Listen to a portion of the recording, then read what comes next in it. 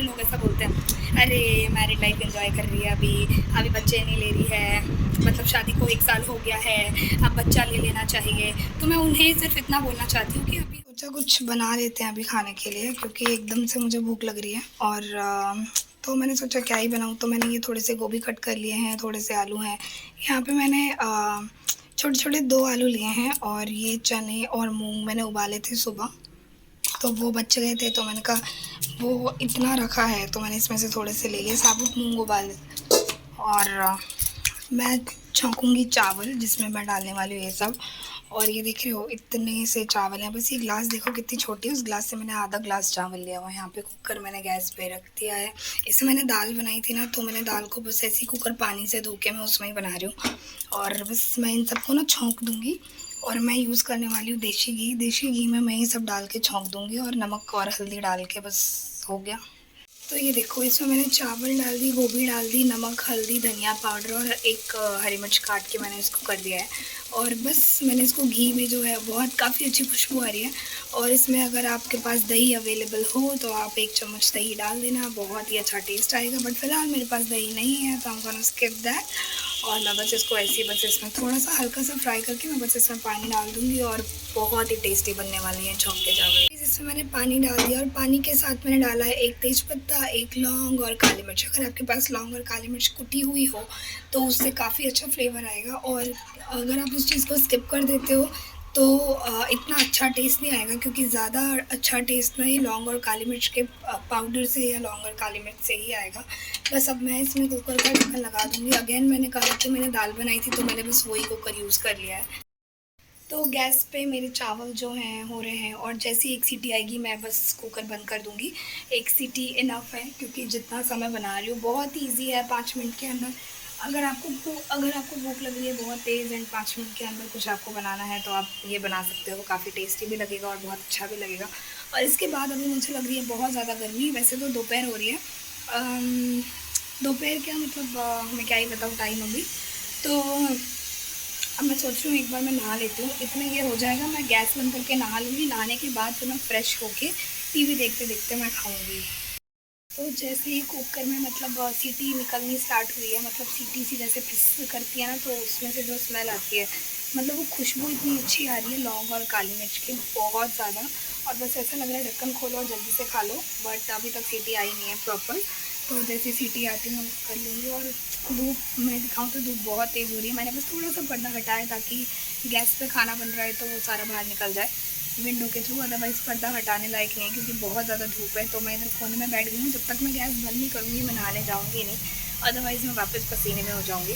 तो मेरा यही है, मैं दिन में 4 से 5 बारी नहा लेती हूँ जितनी बारी मैं गैस पे कुछ काम करती हूँ। पर्दा हटाने से ना पूरे रूम में धूप पड़ती है, आपको दिखाई दे रहा होगा। तो विंटर्स के लिए बहुत अच्छा है, विंटर में बहुत मज़ा आता है, मतलब धूप सीधे रूम में पड़ती है। और ये देखो वो तो मैंने बस इतना सा पर्दा हटाया हुआ है, तो इतनी आ रही है। अगर मैं इधर के भी पर्दे हटा दूँ और मैं इधर भी हटा दूँ तो पूरे रूम में बहुत धूप पड़ती है, तो इसलिए फिर मुझे लगा के रखना पड़ता है। हालांकि उधर से हवा भी आ रही है, बट धूप भी आती है, धूप एंड हवा का मिक्सचर आता है। बट इट्स ओके, चलो मैं नहा लेती हूँ। तो गाइज़ मैं नहा चुकी हूँ, और अब मेरे चावल रेडी हैं, तो मैं बैठ के इन चावलों का मज़ा लेने वाली हूँ। और ये बहुत ही टेस्टी बने, खुशबू बहुत बहुत। तो गाइज़ अभी अगर आप मेरे किचन एरिया को देख सकते हो तो बहुत ही ज़्यादा मेस दिख रहा है, बिकॉज़ अभी ये मतलब ये गए तो उसके बाद मैं इधर अपने बाकी काम निपटाने लगी। मैंने कहा चलो इनको मैं साफ़ करूँगी अभी। तो अब जो है मैं मतलब नाश्ता ये है सब्ज़ी मेरी, तो मैं सिर्फ उतनी ही सब्ज़ी बनाती हूँ जितनी की यूज़ हो, बस ज़्यादा नहीं। इतनी सब्ज़ी इनफ है मेरे लिए, 2 टाइम की हो जाएगी वैसे तो। तो ये मैंने आलू बैंगन और बरी की सब्ज़ी बनाई थी। और ये है मेरी रोटी, घी लगा दी थी मैंने, तो 1 रोटी है और 1 पराठा है जो मैंने रात को इनके लिए बनाया था, तो वो 1 पराठा रखा रहेगा। और ये रोटी अंदर वाली है मतलब रोटी, बट ठीक है मैं खा लूँगी, इसमें काम चल जाएगा मेरा। और मैं सोच रही हूँ पहले मैं अपने लिए ना चाय बना लूँ, उसके बाद फिर मैं काम करूँगी। ये यहाँ पे दूध रखा हुआ है, तो दूध मैं यहाँ पे रख देती हूँ। और बर्तन भी मेरे पड़े हैं, अभी बर्तन भी मेरे को साफ़ करने हैं।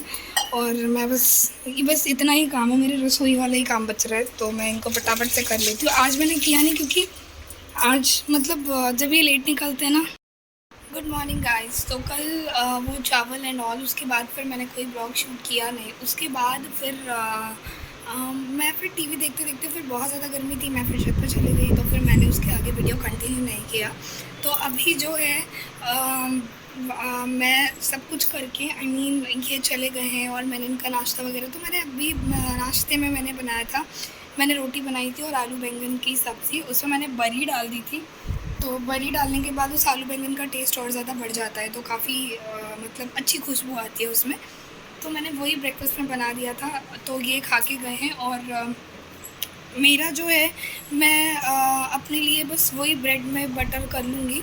और मैं क्योंकि चाय मैंने पी नहीं है, तो मेरे को चाय पीने का, क्योंकि अभी धूप नहीं है, मौसम ठीक लग रहा है मेरे को अभी दोपहर में निकल जाए तो कह नहीं सकती, बट इस वक्त अगर धूप की कंडीशन, अगर मैं वेदर रिपोर्ट बताऊँ तो अभी ठीक है। तो मैं सोच रही हूँ मैं या तो कॉफ़ी ले लूँगी या तो चाय ले लूँगी थोड़ी सी, आधा कप, और मैं बस 2 ब्रेड में, क्योंकि मेरा अभी इतना खाने का मन कर नहीं रहा है। और अगर टाइम की मैं बात करूँ तो आई थिंक 10 बज रहे हैं और ये जो है 9 बजे निकले हैं। आज थोड़ा लेट गए हैं क्योंकि बहुत दिन से मॉर्निंग में जा रहे थे, तो आज इनको ज़्यादा, वैसे तो दूर ही जाना था, बट ठीक है लेट भी निकलेंगे क्योंकि आज बाई ट्रेन ट्रैवल नहीं है। जब ट्रेन से जाना होता है तो इनको टाइम लग जाता है, मतलब सुबह निकलना होता है। तो मैं बस, तो इस मेरा अभी खाने का मन है नहीं, वैसे इतनी भूख मुझे लग नहीं रही, और मैं सिर्फ 2 ब्रेड ले लूँगी और बटर से खा लूँगी। अदरवाइज़ मैं बनाना शेक बना लूँगी, तो मैं बनाना शेक ही ले लूँगी। और फिर मेरा उसके बाद अब बनाना शेक मैं ले लूँगी, फिर मेरे को भूख नहीं लगेगी लंच करने के लिए।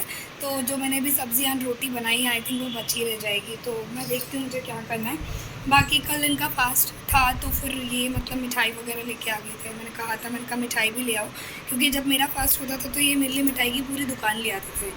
और ये अपने फास्टिंग में मैं इनको पराठा और आलू को रोस्ट करके, मतलब आलू भुजिया बिना नमक के, और खीर बना देती हूँ। और उसके बाद फिर मैं इनसे कहती हूँ कि मिठाई ले आओ थोड़ी, क्योंकि इनको मतलब पसंद है मीठा खाना, तो वैसा।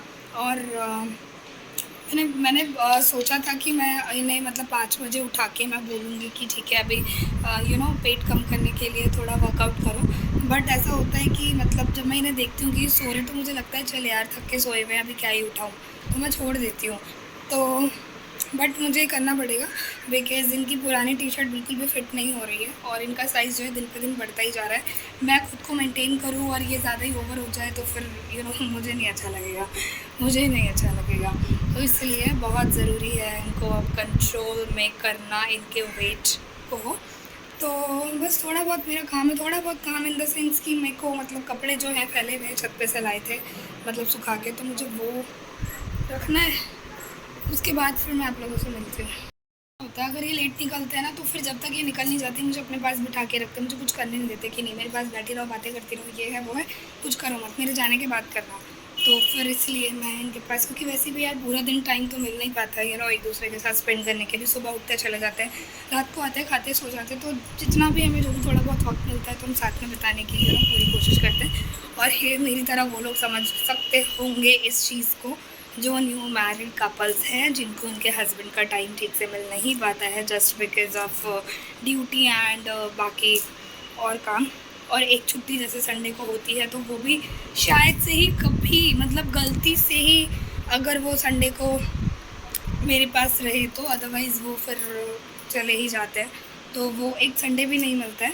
तो इसलिए हम मैरिड लाइफ जो कहते हैं ना, एक एंजॉय करना, वो भी हमारी हो नहीं पा रही। हालांकि बहुत सारे लोगों को लगता होगा कि ठीक है, मतलब सिर्फ दोनों रह रहे हैं तो क्या ही करते होंगे, अभी मतलब अपनी मैरिड लाइफ एंजॉय कर रहे होंगे। बट मैं उन लोगों को एक चीज़ बताना चाहती हूँ कि जब हम 2 लोग रहते हैं ना, मतलब ठीक है हम दोनों लोग रहते हैं, और मैरिड लाइफ एंजॉय कब कैसे होती है, जब आपके हस्बैंड के पास आपके लिए टाइम हो, आप दोनों बैठ के ढेर सारा टाइम स्पेंड कर रहे हो, फ्री माइंड से आप ट्रैवल कर रहे हो, कहीं जा रहे हो, घूम रहे हो, फिर रहे हो, मस्तियाँ कर रहे हो, वो होता है एक मैरिड लाइफ को एंजॉय करना। ये नहीं कि डेली रूटीन चल रहा है। अगर हम इस तरीके से सेपरेट भी हैं और कोई है नहीं, तो ये सुबह उठते हैं, सुबह उठ के चले जाते हैं काम करने के लिए, फिर ये रात को आते हैं, मतलब सुबह उठ के क्या ये 7 बजे ही निकल लेते हैं।